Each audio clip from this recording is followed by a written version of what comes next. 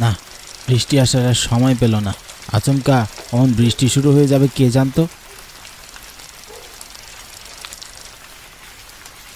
মনে তো হচ্ছে এই বাড়িটাই। এই বর্ষাকাল, তার উপর রাত বিরেতে কাজের জন্য এত দূর এলাম, এটাই শেষ বাড়ি।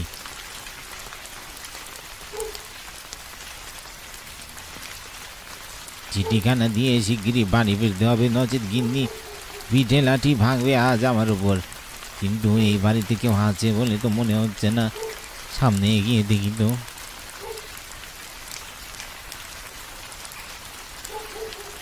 এই শুনছেন? চাই আগে এ বাড়ির একখানা চিঠি এসেছিল সরস্বতী মজুমদারের নামে। উনি কি এখানেই থাকেন? থাকেন, গিয়ে আসুন চিঠি। আগে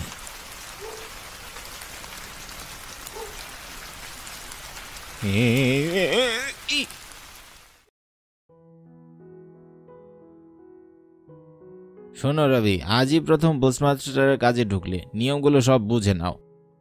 সব চিঠি ডান পাশের আলমারিতে থাকে, আর যে সব চিঠি যেদিন বিলি করতে হবে সেই সব চিঠি নিয়ে বাম পাশের আলমারিতে রাখবে।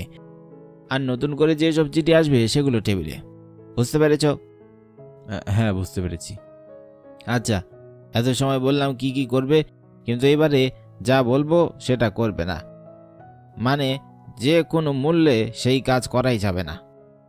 কি কি বিপুল বাবু? আমাদের এখানে যত চিঠি আসে সেই সব দিনের বেলা। যদি কখনো দেখো রাতে চিঠি এসেছে তাহলে সেটা নেবে না। ভুল করেও রাতের কোনো চিঠি নেবে না। কিন্তু কেন? কেউ বিপদে পড়ে চিঠি তো দিতে আসতে পারে। তবুও নেবে না, বুঝতে পারলে? আচ্ছা, বেশ, বুঝতে পেরেছি। আচ্ছা, কাজ করো তবে। আজই তোমার প্রথম দিন। রাত হয়ে গেছে, তাই বেশি সময় থেকো না, চলে যেও। হাতের কাজটা সামলে নিয়ে আমি বেরিয়ে যাব।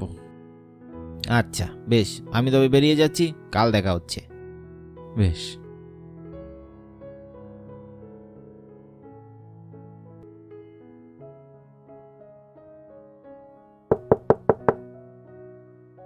কি এত রাতে আবার কে এলো?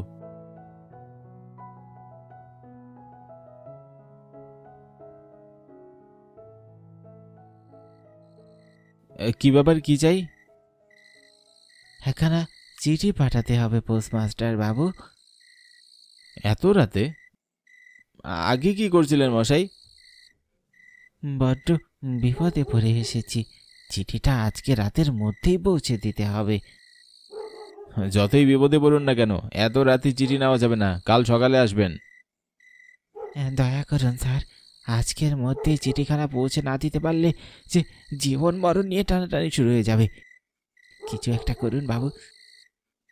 দেখুন মশাই, আমি এখানে চাকরি করি, নতুন চাকরি, তাও আবার স্পষ্ট করে নিষেধ করা হয়েছে রাতে কোনো চিঠি যেন আমি গ্রহণ না করি। বুঝতে পারলেন? এবার যান।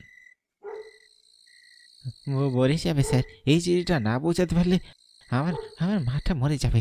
আমি আপনার পায়ে পড়ছি, যে করে হোক চিঠিটা পৌঁছে দিন। আরে পা ছাড়ুন, ছাড়ুন মশাই, কি করছেনটা কি? আচ্ছা ঠিক আছে, পৌঁছে দেব, এবার ছাড়ুন তো। এই নিন।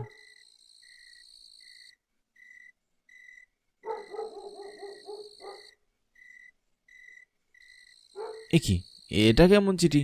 দেখে তো মনে হচ্ছে খুব পুরনো দিনের কাগজে লেখা। চিঠিটাও কেমন ফ্যাকাশে হয়ে গেছে। আজকাল এইসব কাগজে কেউ লেখে নাকি? চিঠিখানা দেখে তো মনে হচ্ছে 2 গ্রাম পরে বাড়ি, যেতে যেতে মাঝরাত হয়ে যাবে। কিন্তু কি আর করার, যত তাড়াতাড়ি সম্ভব চিঠি পৌঁছে দিয়ে বাড়ি পৌঁছাতে হবে। কাল আবার অফিসে আসতে হবে, দেরি না করে আমি বরং বেরিয়ে পড়ি।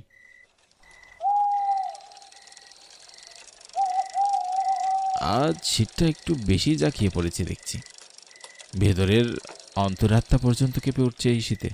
নতুন কাজ, এই কাজ টিকিয়ে রাখতে হলে বেশ পরিশ্রমও করতে হবে।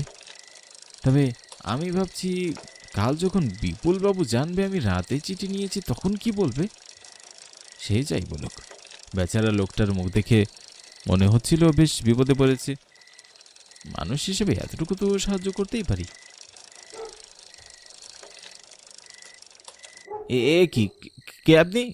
এভাবে সাইকেল থামালেন কেন? ওদিকে যেও না, বিপদে পড়বে, যেও না। কোথায় যাব না? কিসের বিপদ? ঘোর বিপদ। আমার স্বামী হরিহর বিপদে পড়েছিল, আমিও বিপদে পড়েছিলাম। যেও না, যেও না, যেও না। কি বলছেন এসব? হ্যাঁ, কিসের বিপদ? পাগল নাকি আপনি? পাগল? আমি আমি আমি পাগল? যাও যাও যাও এখান থেকে, চলে যাও, চলে যাও এখান থেকে। মারা পড়বে, মারা পড়বে। সরে যান আমার সামনে থেকে। আমি আমার কাছে যাচ্ছিলাম, শুধু শুধু দেরি করিয়ে দিল। কি সব লোকের পাল্লায় পড়ি যে আজকাল, মনে হয় পাগল। উল্টোপাল্টা বলে কথাটা সময় নষ্ট করে দিল। এদিকে রাতও অনেক হয়েছে, যত তাড়াতাড়ি সম্ভব চিঠি পৌঁছে দিয়ে আসতে হবে। কুয়াশায় খুব একটা দূরও দেখা যাচ্ছে না। ঠিকানা অনুযায়ী এখানেই তো হওয়ার কথা। বাড়িটা দেখে তো খুবই পুরনো মনে হচ্ছে। মানুষজন আছে কিনা তাও বুঝতে পারছি না। চারপাশটা কি অন্ধকার। এই বাড়ির ভিতরে যাওয়া কি ঠিক হবে? চিঠি যখন দিতে হবে তখন তো বাড়ির ভেতরেই যেতে হবে। গ্রামটাও কেমন যেন, ঢোকার সময় কেমন একটা অদ্ভুত অদ্ভুত অনুভূতি হচ্ছিল। দেরি না করে বরং বাড়ির ভিতরে গিয়ে কাউকে ডাকি। হয়তো সবাই এত রাতে ঘুমিয়ে আছে।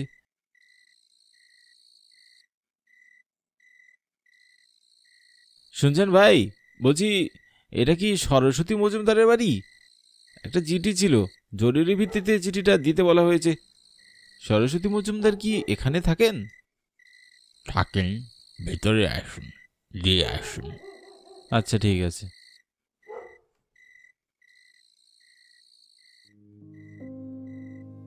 ওরে বাবা, এ কি কাণ্ড! একেই বোধ হয় বলে বইয়ের উপরে পাতা থেকে ভেতরে লেখা বোঝা যায় না। বাইরে একদম ভূতের মতো বাড়ি মনে হচ্ছিল, ভেতর তো একদম উল্টো।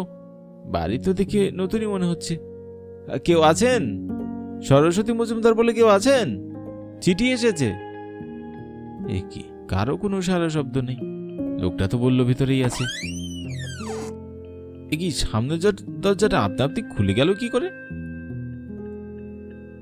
ওই ঘরে কি আছে সরস্বতী মজুমদার? গিয়ে দেখি। কেউ আছেন? চিঠি এসেছে।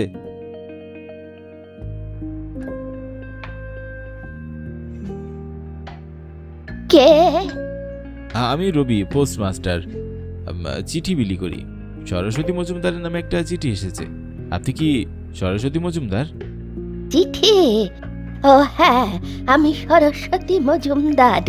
কার চিঠি এসেছে বাবা? আমি ঠিক জানি না। আপনি চিঠিটা রাখুন, আমি চলে যাচ্ছি। যেও না বাবা, দাঁড়াও, আমি চোখে দেখতে পাইনে, লেখাপড়াও পারিনে। চিঠিটা একটু পড়ে দিয়ে যাবে?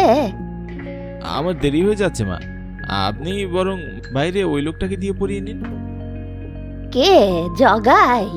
ওর কথা আর বলো না বাবা, গাঁয়ের মানুষ ও কি করে পড়বে? তুমি একটু কষ্ট করে পড়ে দিয়ে যাও না বাবা, খুব উপকার হয়। আচ্ছা বেশ, যদিও অন্য কারো চিঠি পড়া উচিত নয়, তবে আপনি যখন এত করে বলছেন তখন পড়ছি। আমি শহরে পৌঁছে গেছি মা। ওই নারায়ণ আমার পিছনে ভয়ানক কিছু লোক লাগিয়ে দিয়েছে। ওরা আমাকে পেলেই মেরে ফেলবে। আমি কোনো মতে এখানে লুকিয়ে বেড়াচ্ছি। তোমার চুরি করার সমস্ত গয়না আমি বিক্রির জন্য ব্যবস্থা করেছিলাম, কিন্তু একটা অঘটন ঘটে গেছে। গয়নাগুলো যে কিনবে বলেছিল সে সব মিলিয়ে 10,000 টাকা দিতে চেয়েছিল, কিন্তু যে লোকটা 1 নম্বরের ধাপ্পাবাজ সেটা আমি বুঝতে পারিনি। আমি বিশ্বাস করে সব গয়না দিয়েছিলাম তাকে, আর সেই সুযোগ নিয়ে সে টাকা না দিয়ে পালিয়েছে। এদিকে নারায়ণ চ্যাটার্জির লোকেরা আমায় হন্য হয়ে খুঁজেই চলেছে মেরে ফেলার জন্য। ওই নারায়ণ চ্যাটার্জির বাড়িতে থাকলে ওরা তোমাকেও মেরে ফেলবে। ওরা জেনে গেছে যে তুমি নিজে গয়নাগুলো চুরি করে আমাকে দিয়ে শহরে বিক্রি করতে পাঠিয়েছ। আমি যত তাড়াতাড়ি সম্ভব গ্রামে এসে লুকিয়ে তোমাকে নিয়ে পালিয়ে যাব অন্য গ্রামে। এখানে থাকলে ওরা তোমাকে আর আমাকে দুজনকেই চুরির দায়ে মেরে ফেলবে। ইতি তোমার খোকা কার্তিক। মরা মানুষকে আর কতবার মারবে? মানে কি বলছেন এসব? একবার তো বন্যায় মরেই গেছিল, ওই নারায়ণ আবার মারবে কেমন করে? কি মারা গেছে মানে? এ কি, এটা তো 1988 সালের চিঠি, কিন্তু এখন তো 2010 সাল। তার মানে এটা 22 বছর আগের চিঠি। কিন্তু এ কি করে সম্ভব? লোকটা তো বলেছিল। ঠিক বলেছ বাবা।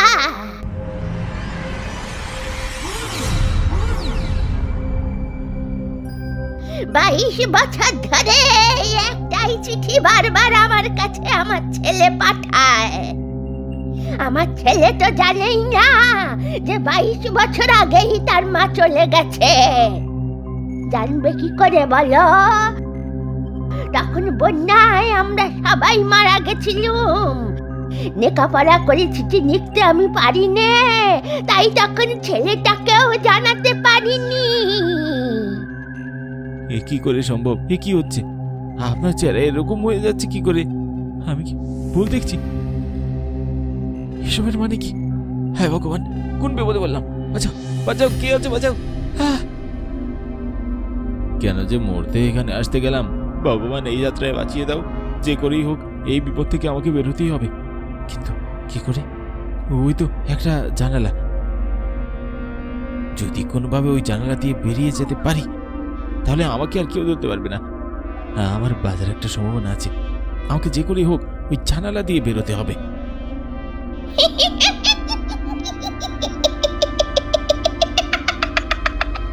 কি রে, ভয় পেলি নাকি?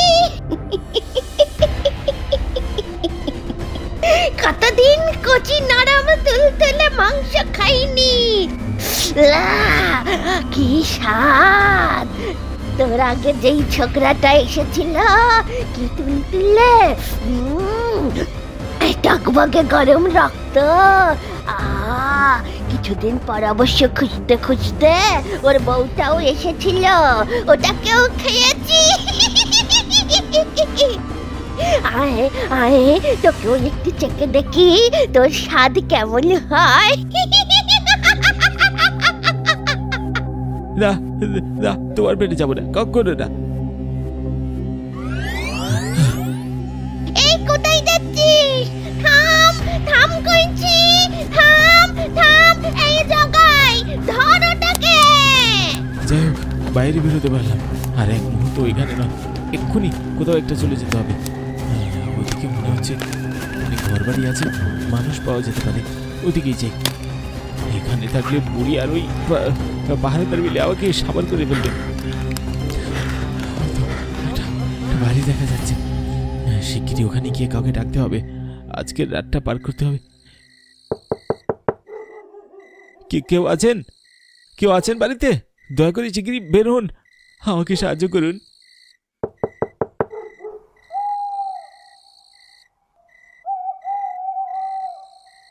কে তুমি? এখানে কি করছো? এত রাতে এখানে কিভাবে এলে?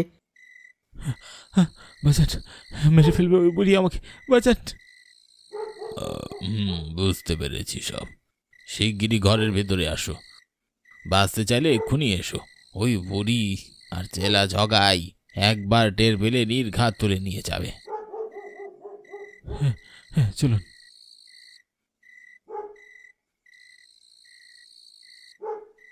এসব কি হচ্ছে? আমি কিছুই বুঝতে পারছি না। তা বাছা, এখানে এসেছিলে কেন মরতে? চিঠি দিতে এসেছিলাম, জানতাম না এখানে এসে এরকম বিপদে পড়বো। বলি, বন্যার কথা শোনোনি? ওই ঠিকানায় যারা থাকতো সবাই মারা গিয়েছিল। আমি এসব কিছুই জানতাম না। আমি নতুন কাজ শুরু করেছি আজ। ওই বুড়ির নামে যে চিঠিটা এসেছিল, সেখানে লেখা ছিল কোনো গয়না চুরির কথা। আর কি সব লেখা ছিল? নারায়ণ চ্যাটার্জির কথা লেখা ছিল। হ্যাঁ, ওইরকম একটা নাম ছিল, কিন্তু আমি কিছুই বুঝতে পারছি না কে এই নারায়ণ চ্যাটার্জি। নারায়ণ চ্যাটার্জি হলো ওই গায়ের জমিদার, আর ওই বুড়ি ছিল সেই নারায়ণ চ্যাটার্জির বাড়ির কাজের লোক।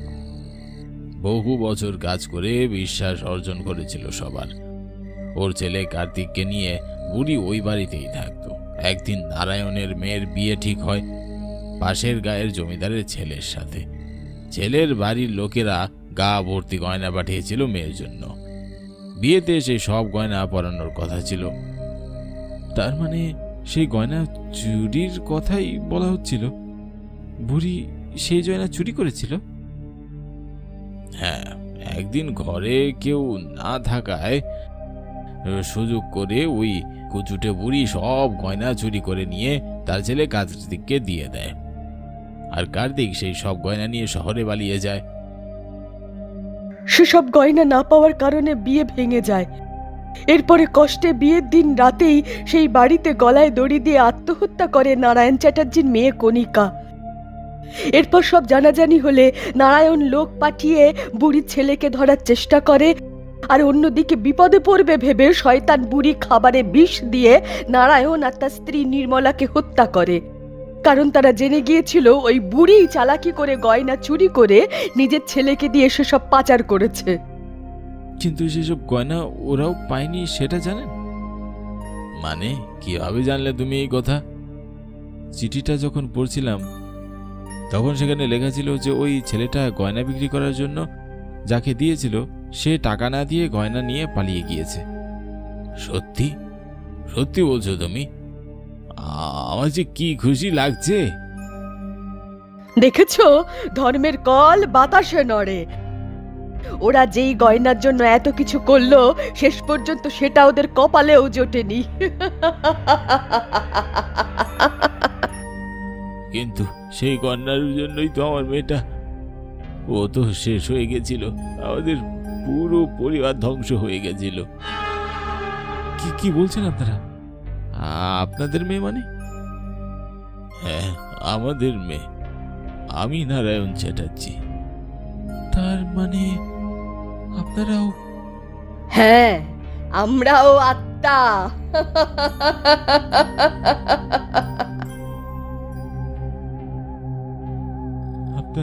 আপনারা মানুষ না, আপনারাও আত্মা? আমি কোথায় এসে বললাম? বিপদ থেকে বাঁচতে গিয়ে আরেক বিপদে এসে বললাম। তুমি ভয় পেও না বাবা, আমরা তোমার কোনো ক্ষতি করব না। ওই বুড়ি আমাদের মেরে ফেলার পর আমরা এখানে এই গ্রামে অতৃপ্ত আত্মা হয়ে ঘুরে বেড়াতাম। তারপর 1988 সালের ভয়ানক বন্যায় এই গ্রামের প্রত্যেকটা পরিবার মারা যায়, ওই বুড়িও মারা যায়। ওর ছেলের কি হয়েছিল সেটা জানি না, তবে সেই গয়না দিয়ে যে ওরা কোনো লাভ করতে পারেনি সেটা জেনে ভালো লাগছে। বাইরে তাকিয়ে দেখো, ভোরের আলো ফুটে উঠতে চলেছে। আমরা আলোতে বেশিক্ষণ থাকতে পারি না, তাই চলে যাচ্ছি। ভোরের আলো ফোটার পর তুমিও চলে যেও, তখন আর কোনো বিপদ হবে না।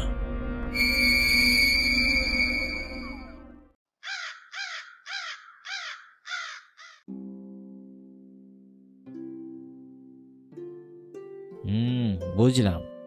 তোমাকে কতবার নিষেধ করেছিলাম রাতের বেলা কোনো চিঠি তুমি নেবে না, তবুও তুমি আমার কথা শুনলেই না। অনেকবার ভুল হয়ে গেছে বিপুল বাবু। লোকটা এমনভাবে হাতে পায়ে ধরছিল যে আমি অনুরোধটা আর ফেলতে পারলাম না। আমি এখানে 35 বছর ধরে চাকরি করছি। তুমি ভয় পাবে তাই তোমাকে বলা হয়নি। যে ছেলেটাকে তুমি দেখেছো সেই ছেলেটার নাম কার্তিক। অনেক বছর আগে, অর্থাৎ 1988 সালের বন্যা হয়েছিল, তখন কিছুদিন আগে এই ছেলেটা এখানে এসেছিল এই চিঠিটা দিতে। কিন্তু দুঃখের বিষয়, ছেলেটা চিঠি দিয়ে যাওয়ার সময় এখানেই রাস্তায় ওকে ধরে কয়েকজন মেরে ফেলে। সম্ভবত তোমার বলা সেই নারায়ণ চ্যাটার্জির লোকেরাই ওকে খুঁজে পেয়ে মেরে ফেলেছিল। এরপর থেকে প্রতি বছর ঠিক একই দিনে ওই ছেলেটা এখানে আসে, ওর মায়ের জন্য চিঠি দিয়ে যায়। ছেলেটা কোনোদিনও জানতে পারেনি যে চিঠি পৌঁছানোর আগেই তার মা সহ গ্রামের সবাই বন্যায় মারা গেছে।